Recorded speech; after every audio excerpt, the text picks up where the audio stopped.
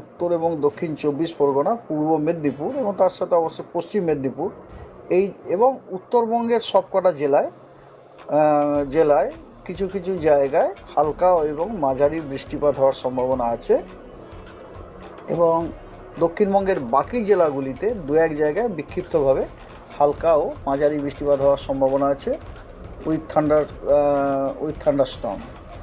24 তারিখে পশ্চিমবঙ্গের প্রায় পুরো সব জেলাগুলি শুষ্ক, কেবলমাত্র পূর্ব মেদিনীপুর এবং দক্ষিণ 24 পরগনা এই দুটি জেলাতে কেবল দু এক জায়গাতে বিক্ষিপ্তভাবে হালকা বৃষ্টির সম্ভাবনা আছে।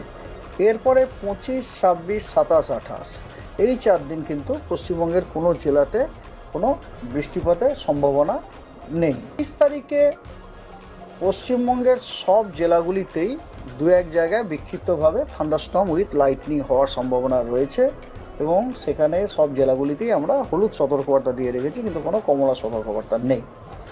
আর বাকি জেলা দিনগুলিতে কোনো সতর্কবার্তা এই মুহূর্তে নেই।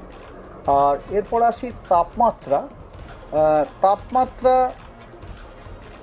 তাপমাত্রা দক্ষিণবঙ্গতে আগামী 24 ঘন্টাতে 3 থেকে 4 ডিগ্রি মানে উষ্ণতম তাপমাত্রা, যেটা মানে ম্যাক্সিমাম টেম্পারেচারটা 3 থেকে 4 ডিগ্রি কমে যাওয়ার সম্ভাবনা আছে আগামী 24 ঘন্টায়, ঠিক আছে। এবং তারপরে কোনো বড় পরিবর্তনের সম্ভাবনা নেই তারপরের আর একদিন, এবং তারপর কিন্তু ধীরে ধীরে আবার তাপমাত্রা বাড়ার সম্ভাবনা আছে 3 থেকে 5 degree during subsequent 3 days gradually.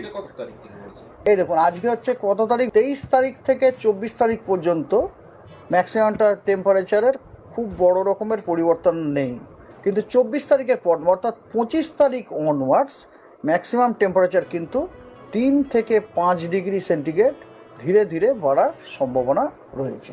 মানে 25 তারিখের পর তাপমাত্রাটা 3 থেকে 5 ডিগ্রি বাড়ার সম্ভাবনা রয়েছে, ঠিক আছে।